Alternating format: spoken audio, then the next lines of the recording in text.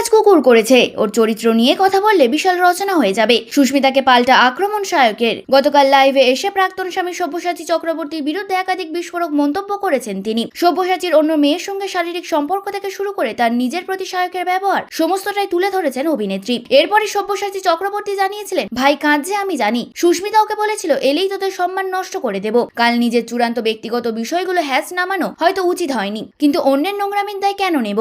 এরপরই সুস্মিতা নানা একাধিক অভিযোগের ভিত্তিতে মুখ খুলেছেন সায়ক। একটি ফেসবুক পোস্টের মাধ্যমে সায়ক জানান, দাদা ইয়ের লেখা পড়ে খারাপ লাগলো, কিছু বুঝতাম, কিন্তু সুস্মিতার ইমেজ বজায় রাখার দায়িত্ব আমাদের উপরেই ছেলেছিল। ওকে ভালোবাসতাম সবাই, কি বা করার ছিল, এবারেও চাইছিল ইমেজ বিল্ডিং। কল রেকর্ডিংটা ভালো করে শুনলে বুঝতেন যে আমাকে ওর বাড়িতে বারবার ডেকে পাঠাচ্ছিল, পারল না তাই নোংরামি। যা হোক, এখন আমি বুঝেছি কুকুরের কাজ কুকুরে করেছে, আমাদের কামড়ানোর শোভা পায় না, তাই এই প্রচন্ড অসভ্য অ্যালিগেশনকে পাত্তা দিচ্ছি না, নিন্দা করছি। ওর চরিত্র নিয়ে কথা বললে বিশাল রচনা হয়ে যাবে, কিন্তু সেটা কেনই বা করব? তাতে ওর রুচির সাথে আমাদের ফারাক থাকবে না। সোশ্যাল মিডিয়ায় এসব নিয়ে আর না।